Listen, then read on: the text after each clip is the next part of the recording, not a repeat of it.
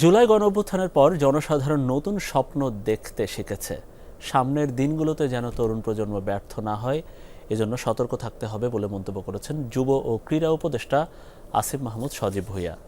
দুপুরে ভিকারুন্নেসা নূন school and কলেজে তারুণ্যের উৎসব 2025 অনুষ্ঠানে নতুন বাংলাদেশ গড়ার লক্ষ্যে তারুণ্যের ভাবনা বিষয়ক আলোচনায় যোগ দিয়ে তিনি কথা বলেন।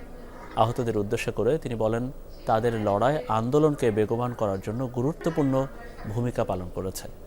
জুলাই গণঅভ্যুত্থানের মাধ্যমে বাংলাদেশের নতুন প্রজন্ম প্রমাণ করেছে তারুণ্যের শক্তি হারিয়ে যায়নি।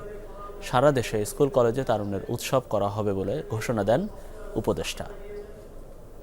আপনারা যেমন এই অভ্যুত্থানকে সফল করেছেন, ঠিক তেমনি নতুন বাংলাদেশের যেই পুনর্গঠনের কার্যক্রম, যে সংস্কার কার্যক্রম, সেটিকে সফল করতে আমাদেরকে সমানভাবে গুরুত্বপূর্ণ অবদান রাখতে হবে। যেন আগামী দিনেও বলতে পারি, ইতিহাসে সাক্ষী হিসেবে একটি প্রজন্ম হয়ে থাকতে পারি, যে প্রজন্ম শুধু ফ্যাসিবাদী শক্তিকে ধ্বংস করার জন্য নয়, একটি দেশ পুনর্গঠনের গঠনমূলক শক্তি হিসেবেও আবির্ভূত হয়েছে।